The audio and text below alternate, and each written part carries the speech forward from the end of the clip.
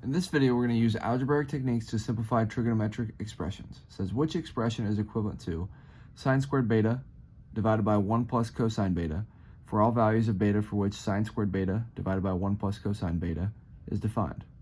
So because I have this 1 plus cosine beta in the denominator, I'm probably going to use the conjugate here.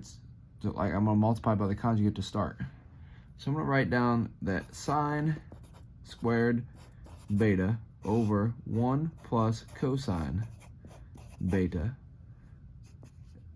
so this whole piece, times 1 minus cosine beta over 1 minus cosine beta. So I'm multiplying by the conjugate, but I'm doing it on the top and the bottom, so I'm not actually changing the fraction. I'm just trying to simplify it a little bit. This gives you sine squared beta times 1 minus cosine beta. And on the bottom, when I multiply these, I take 1 times 1, that's 1. 1 times negative cosine beta, that's negative cosine beta.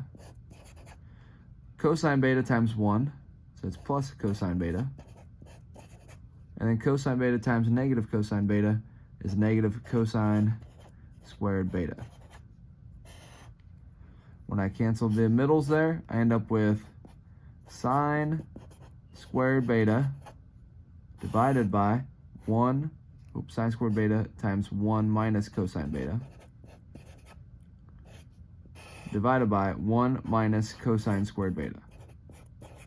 Now the thing about the conjugate is it's nice because I end up with this 1 minus cosine squared beta, which I know the Pythagorean identity is sine squared theta is equal to, well, I can say plus cosine squared theta is equal to 1. So if I subtract that over, I get sine squared theta is equal to 1 minus cosine squared theta. So I can actually take this sine squared theta and substitute it right here, which would give us sine squared beta 1 minus cosine beta over sine squared beta.